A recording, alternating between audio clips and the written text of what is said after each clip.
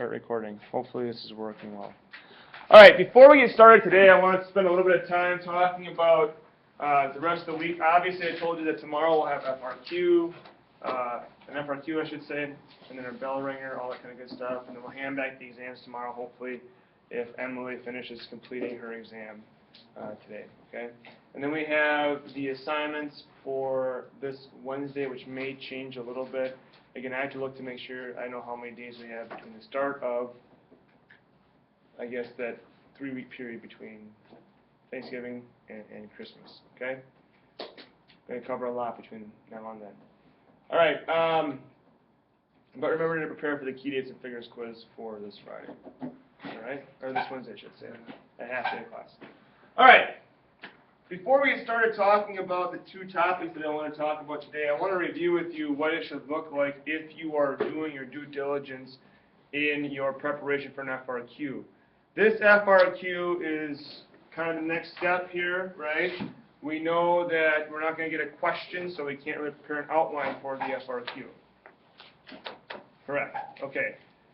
I did, however, tell you that we were going to be looking at two different topics for the FRQ. One was the Revolutionary War.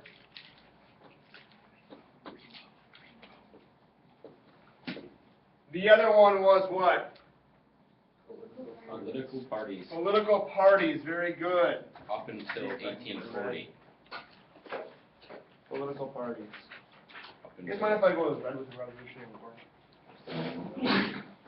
I see it. Thanks, Andrew.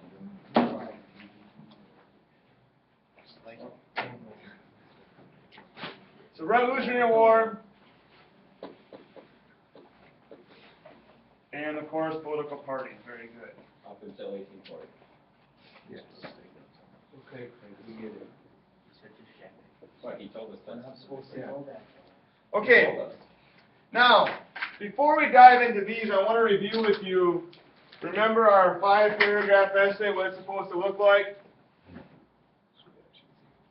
5-paragraph essay. We're going to outline that. What's it going to look like? Intro.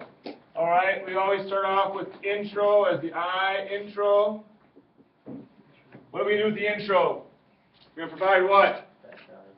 We're going to provide some background information. We're going to dial it up, make it look pretty. Background. Info. Is it background? I used to always think it was background. Background. Background. Is it background? Yes. The ground in the back. I had a professor in college who told me, or who I'm Facebook friends with, and he said that his wife is 36, and for the first time in her 36 years on this earth, she finally realized that Harrison Ford's character, his name is Han Solo. She thought it was Hans Olo. That's how it's spelled. So I guess the background is my Han Solo, so to speak. Okay, so background info, we also want to have what? A good, solid basis, right? Very good. Okay. Second thing is we're going to have a body, right? And that body is going to consist of what? What?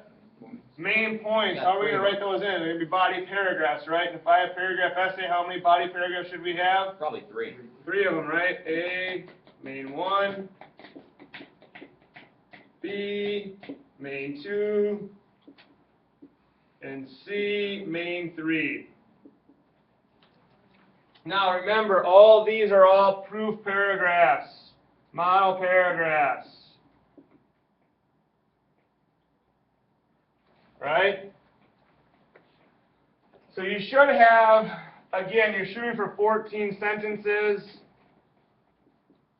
More than likely, you're not going to get to that if you're writing a 5-paragraph essay.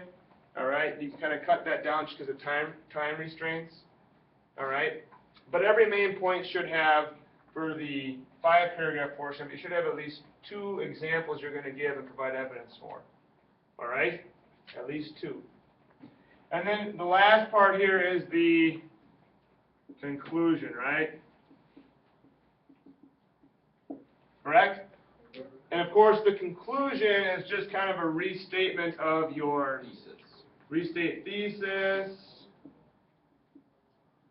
You should never do what in a conclusion? You should never bring up a new point. Okay? You should never say, try to avoid any kind of just elementary phrases like, well, I guess that's it for me. So long, folks. You're not signing off like you're a newscaster. Okay? Couple other tips when we're writing. We always want to stay in third person. Stay in third person. I think most of you do a pretty decent job of that. So let's keep on working on that. The thing that's concerning to me, based off of your first two essays and what I've seen so far, is that this right here is being followed pretty well, but I'm not seeing a whole lot of planning. Okay, and I want to spend some time talking today about how we would go about planning for an essay.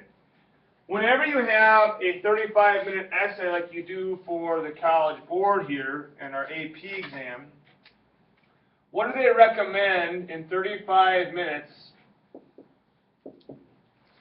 How does that breakdown look? 5 minutes of planning, 30 minutes of writing. 5 minutes to plan,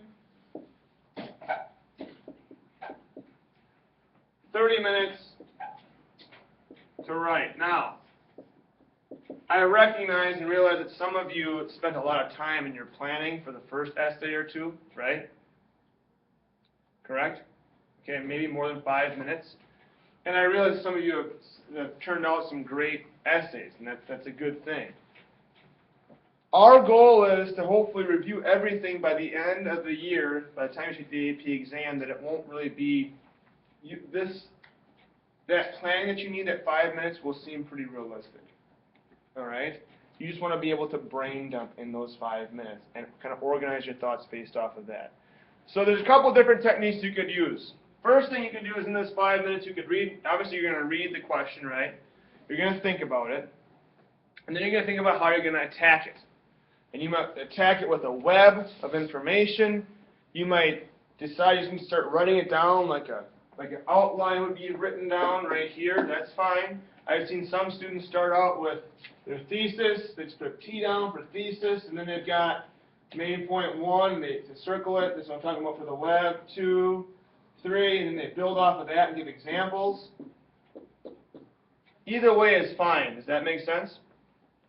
However you want to do it is great. If you want to start writing with your outline, that's cool too. Do these need to be dialed up? Do they need to have a lot of detail in them?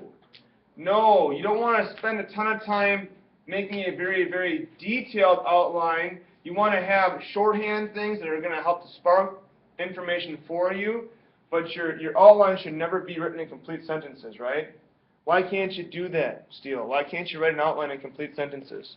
Because you'll write too much on there and you won't have much time for your essay. Yeah, you'll write too much on there and you won't have time for your essay. Very good. That's it in a nutshell.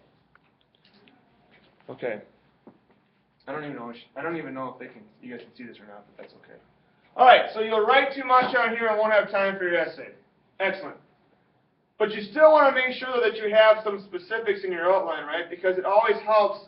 If you don't write an outline, now you're just kind of going off of your brain, trying to think of, oh, God, I can't remember the information, what was it? You get stuck, okay? So having a good outline is important because it allows us to write down the information real quick and just move on and have it known that, hey, we got it written down here. It's not going to escape us. It's good to go. It's going to allow your brain to process and think about something else in the meantime while you're getting ready to write.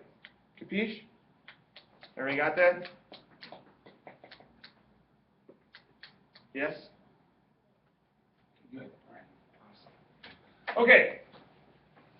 So, when it comes time to write your 5-paragraph essay, obviously, depending on the question, it might be a 4-paragraph essay, it might be a 5-paragraph essay. What do we always say is the difference? If it's a 4-paragraph essay, what do you have to make sure that you do? Have killer paragraph. You got to have killer paragraphs. Whereas in a 5-paragraph essay, you're shooting for You need to have at least 2 points for your main body paragraphs. How many points do you need to have for a 4-paragraph essay in your main body paragraphs? You have at least 3, right? Okay, good. All right, so when it comes time to make, I just want to make sure this thing gets to 10 minutes, keeps on recording me. It does, good. When it comes time to make your, not to make, but to take your AP exam, you're going to be given a packet. It's going to have a DBQ, and it'll have 2 FRQs in it. Or excuse me, it'll have 4 FRQs. So a document-based question that you're all required to answer no matter whether or not you want to answer or not. And then your free response questions will be 2 35-minute periods that you're going to put together. And within that 35-minute period, or within that 70 minutes, you're going to answer 2 of them. One of your responses has to be from questions 2 or 3, and then you have to choose between questions 4 and 5. 2 and 3 are going to be pre-revolution. 4 and 5 will be post-revolution. I'm sorry. Pre-Civil War, post-Civil War. There we go. Yeah. Civil War. We'll get there. Okay, we'll get there. All right. So question 1 will be the document-based question. Questions 2 and 3 will be pre-Civil War. Questions 4 and 5 will be post-Civil War. So you're going to choose one from that time period and one from the other time period. So we don't really know what we're going to see, right? So we're just going to kind of prepare for everything and hope for the best. That's all we can really do. If we know everything, it doesn't matter what they ask us because we'll be able to dominate, okay? All right, so speaking of kind of having to know everything, one of the things that's really helpful is to kind of go through your own review process. And so today what I want to look at, and I asked you to take a look at this over the weekend. I'm not sure how many people did. Hopefully we had some. But I want to talk about the Revolutionary War and, of course, political parties. All right, if we're going to be talking about the Revolutionary War, what are some key things that you think we need to make sure that we include in our discussion of the Revolutionary War? Craig? Probably why it started.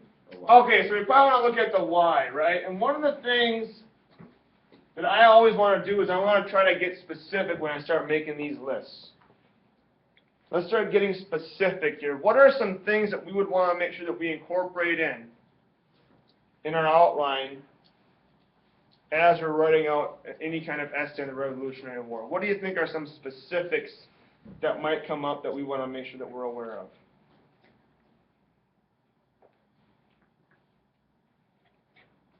Not a trick question. AT.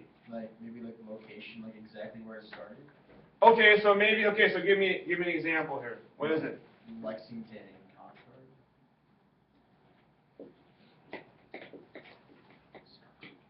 What else is important to know? What are some other specifics about the Civil War that we want to make sure that we're brushed up on? What's that? Did I say civil? Revolutionary War. I'm melting under the pressure of the YouTube videos. What's happening right now, guys? Oh. What is it? The various acts that the British passed. All right, so give me some examples. What are some specifics? Stamp. So okay, so we can talk about acts, right? There's a whole bunch of them. Sugar. Stamp. Townsend. Sugar. Is it S-H-E-N-D? Yes. What else? Stamp, sugar, Townsend. What's that? Navigation. The navigation? Oh, good one.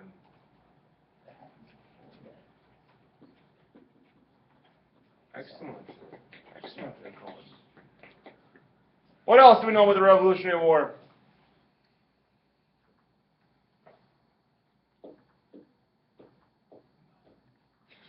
Okay, we are screwed. The sides. I know. All right, so we know that there's British, right? We know that there's Well, I didn't mean like that. You see, but.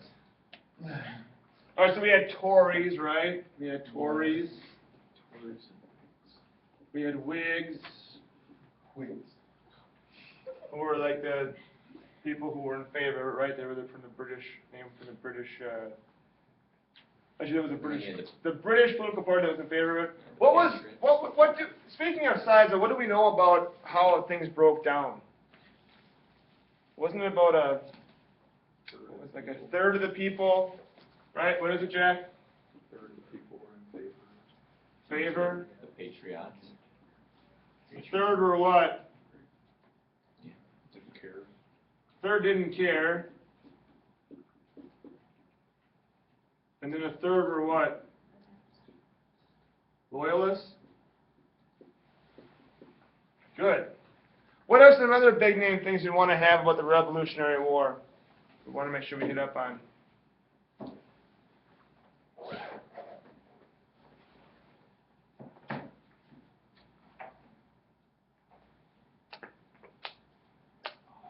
What do you guys remember from that? And again, anything here, anything would work. What we're doing essentially is we're trying to put down as much information as we know about this topic. So this is what we're going to do from about April 20th until May 15th or May 14th of this year. We're going to write down as much information as we know about a topic because we have to be experts on the whole thing. So that way if we're asked a question before, after, during, in the middle, we are able to answer that question with facts. Okay, so that's what we're doing right now with these two topics. AT, what else can you tell me? Anything is okay. Well, like with the divisions, you could talk about specifically what areas of the colonies they were in. Okay. Yeah, like how the people that were for it in the colonies were from like New England, Massachusetts. Okay, all right, so you can talk about that. Good, good. All right, you could add that to your notes if you wanted to. John. Ben Franklin went and got the French to help the Americans. Ben Franklin, very good.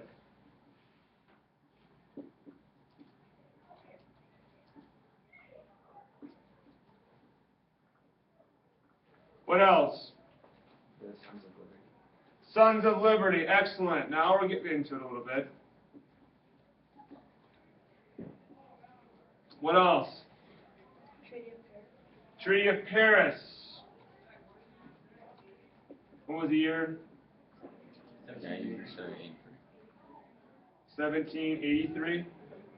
All right, what else?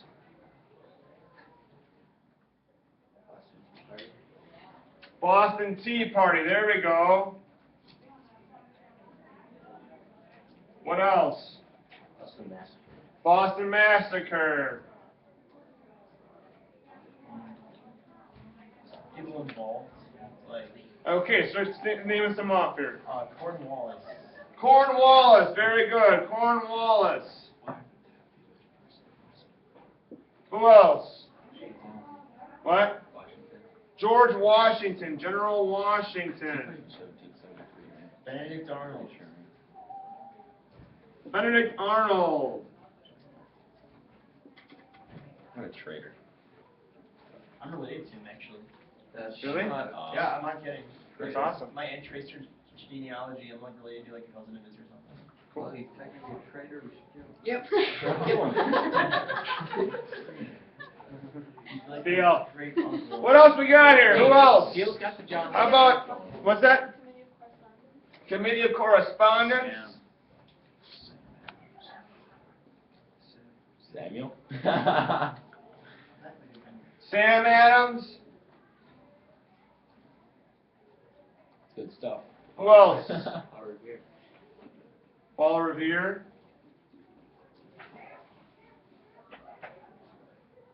Jeez, Craig, I hope I didn't have you just admit to consuming Samuel Adams on the No, YouTube it's a videos joke. for It's class. a joke that they a rapper ran that you get regularly. last year, He likes a and rapper named Sam Adams.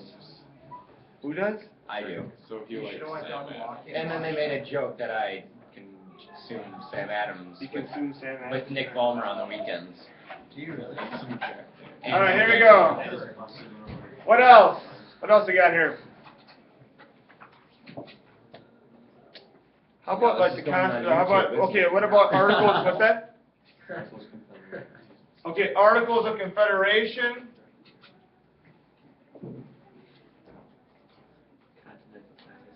Continental Congresses. Jeez, we are brainstorming. What else? What's the big one? Declaration of Independence. DOI. Excellent. What else? Wait, does it all have to be before the war? It can be like right after? It can be before, during, after. We had to know all of it, right? Constitutional Convention. Constitutional Convention.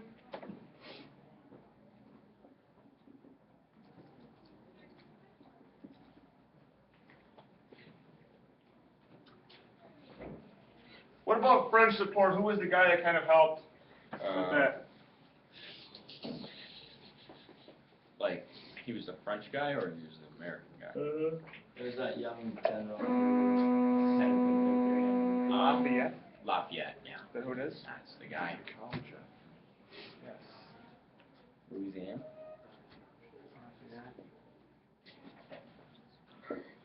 Oh. The Hessians, yes, the Hessians. Very good. Of course, the Hessians, when we think about it, they were the German soldiers that were for hire, right? And of course, the Americans had the advantage because, you know, the French actually wanted to help the Americans. They weren't just being paid, okay?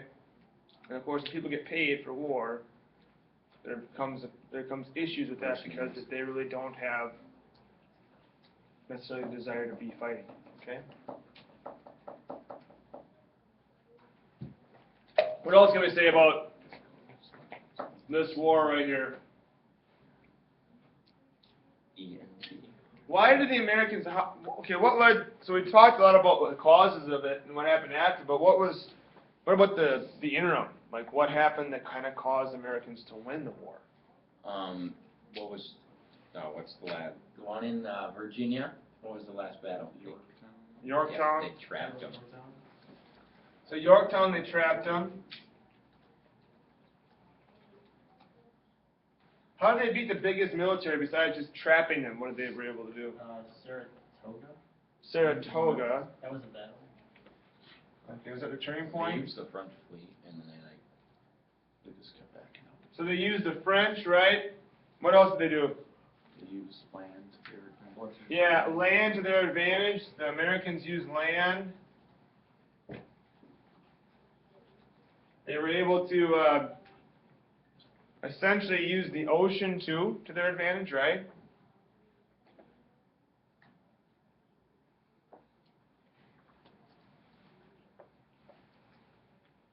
They had time on their side, correct? Oh yeah, because they didn't have to travel back and forth. They had to travel back and forth. There was no other wars that were going on from the American standpoint. No.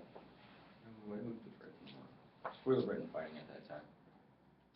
Were they in a war with Prussia at that time? It's worth looking up.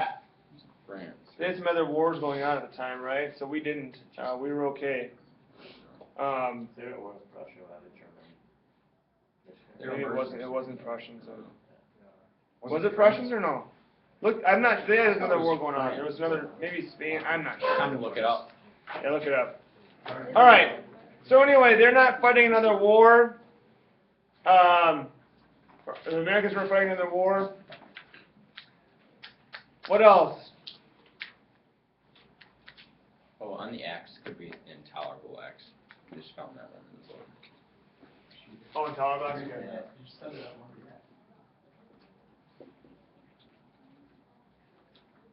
Oh, we got Olive Branch petition somewhere here too. Olive. Oh, yeah. Okay. So there's a bunch of stuff up here, right? But I want you to think about, okay, talked about the military, talked about all the reasons as to how and kind of the after effects, and I think it's important to realize that some of the how and the why or the reasons how it happened and what happened after, I think you can kind of answer the why as well with that, right? There's a lot of good information up here regarding the American spirit, okay, how they came together, et cetera, whether or not they really did come together. Yeah. It says that Britain had, Ireland was a smoking volcano, Okay. and that France was always ready to stab Britain in the back, so they had to watch both of those. Okay. Because they were kind of fighting. So they didn't have a war, but they had to watch it. All right. Good. Okay. So basically, there's this constant struggle for the English, right? The British. All right. Anything else you want to add to the Revolutionary War? You guys think would be important? Again, we don't know what question is going to be just yet, right? How about like from an Common sense. economic standpoint? Common sense. Oh, common sense. All right, good. Good, common sense.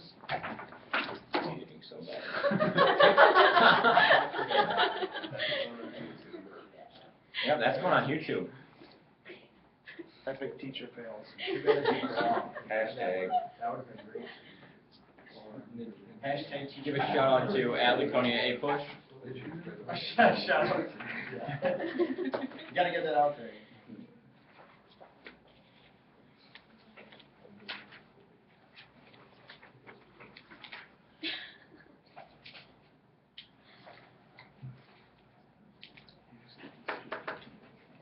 Oh, you might want to put down Minutemen here too, right? Minutemen.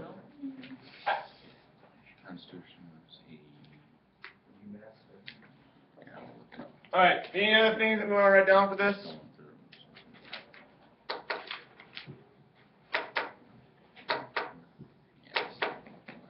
All right. So that's it then for the Revolutionary War, right? Correct? That's all we're going to add in. Okay. Next one's going to be a little bit more tricky.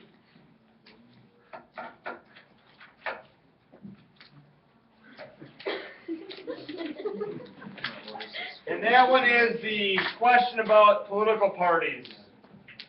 Now, I told you guys that we could put a cap on this in 1840, right?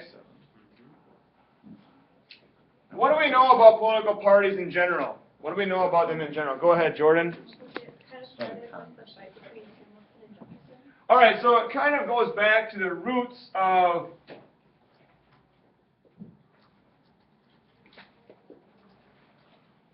hold on to that thought. What do we know about George Washington?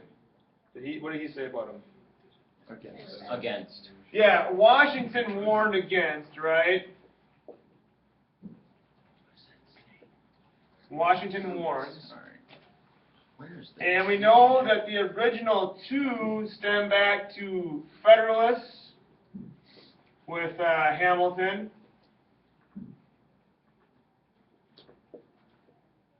And the Anti-Federalists with Thomas Jefferson. All right? And of course, the battle is about what in particular?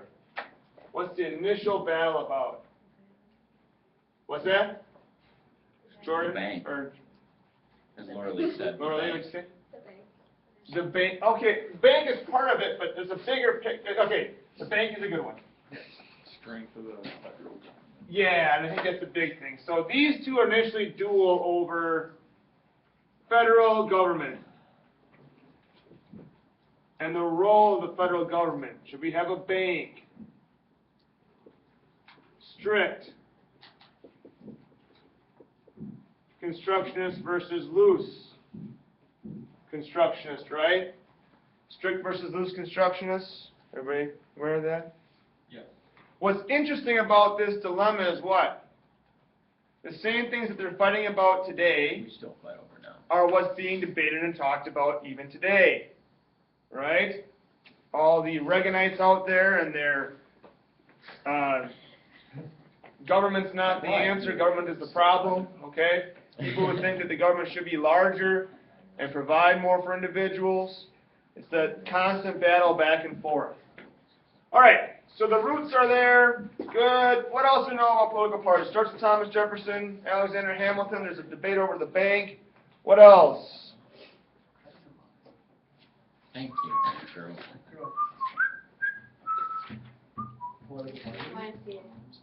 YMCA. What's that? It's obviously a song by the Village. Why are we talking about that? I got one. Yeah. During the 1820s, during the period, the era of good feelings, there was only one party. Andrew, we're trying to go in order here. Oh, that's all right. Is it alright to jump around? Yeah, that's fine. Jumper. Should we start singing jump around? Only in Madison after the third quarter. No, it's during, no, never mind, you're right. Era of good feelings. All right, very good. What else?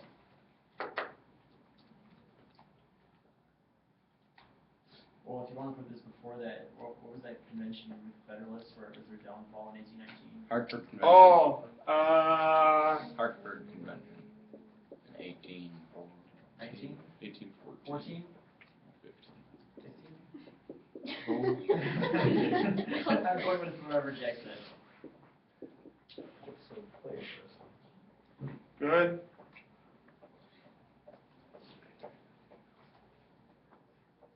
Oh, we should probably talk about Albany down here. Albany Congress. Nice. It's a good one. All right. So we got the Hartford Convention. What else do we know about political parties during this time?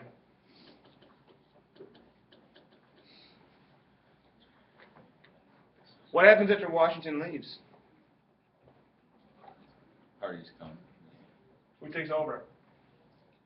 Good old John. The There you go. Democrats. Actually, no, whatever my ad comes first. Sorry. By the time we get to Adams and Jefferson, we now have what? We've got two parties, correct? We've got the Federalists and the Democratic Republicans.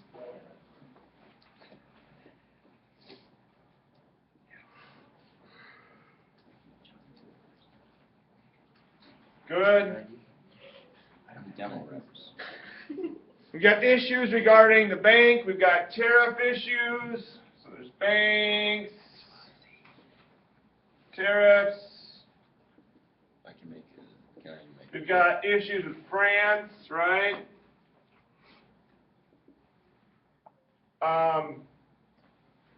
We start to see mudslinging.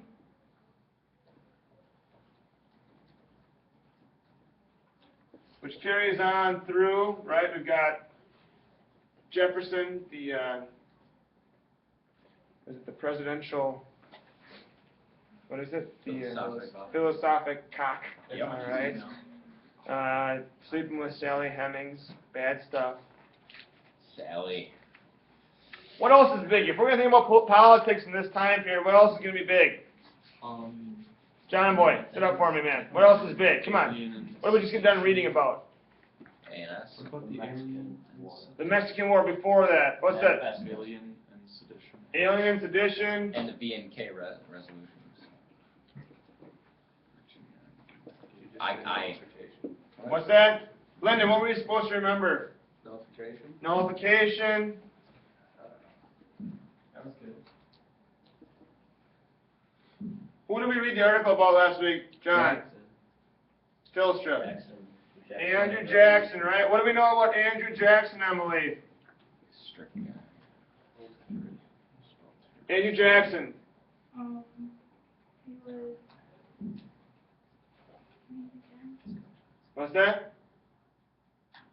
When he was elected, why was that? Why was it a big deal? He's a countryman. He was like Old Hickory, okay? He is Old Hickory, and he is the common man, right? American dream. The American dream. Now, he's the common man. What happened before he was elected in office, though? This is in 1828. Corrupt party. Yes, in 1824, we have a corrupt bargain.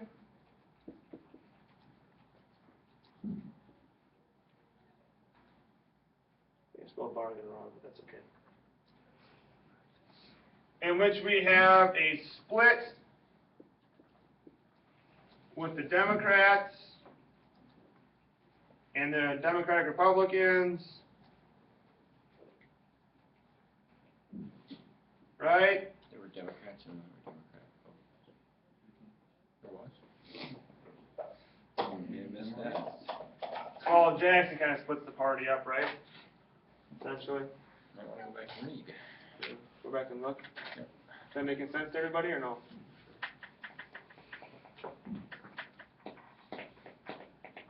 Somewhere in here there's an era of good feelings, and we got that right there, right? James. What else do we know about the political parties? Yeah, manifest destiny is important, all right?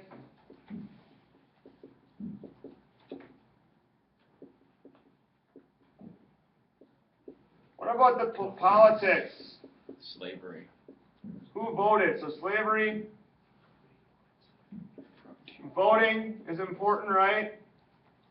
frontier. Where were parties located? Airware. Are they sectional yet? Not yet, right? But it will change eventually. Start reading chapter 19. To some degree, they are sectional, though, because there are certain facets of political parties that do tend to stay in one section of the country. Free soils? Hmm? No. I'm thinking more of like the Federalists are kind of more the rich New England people, right? And that's kind of what happens to those parties is they eventually die out, okay? But as we'll see, we have one party that starts that's pretty sectional that becomes pretty hot in the 1850s into the 1860s. Really?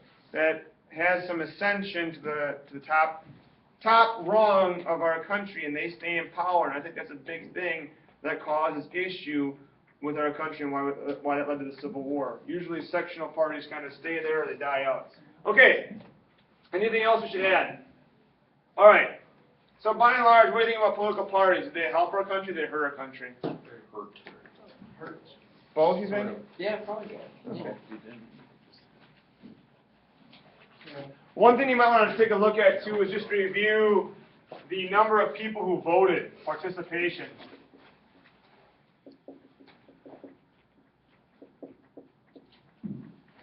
I always wonder if that participation is something that was helped by political parties or hurt by political parties. Kind of interesting. Okay, so that's it. That's what we're going to do for today. Hopefully, I'll post this on my YouTube. Stop recording.